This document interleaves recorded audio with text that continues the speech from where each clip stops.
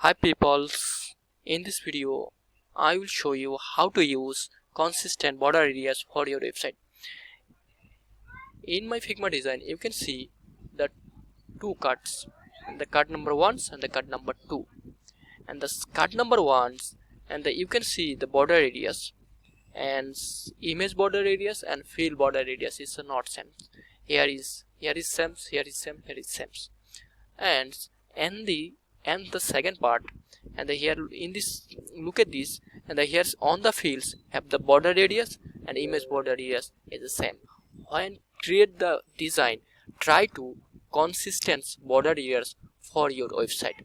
When using the consistent border radius, your design will be more attractive and the more useful and the more user friendly. And thus this is cut number 1 is the wrong and cut number 2 is the right.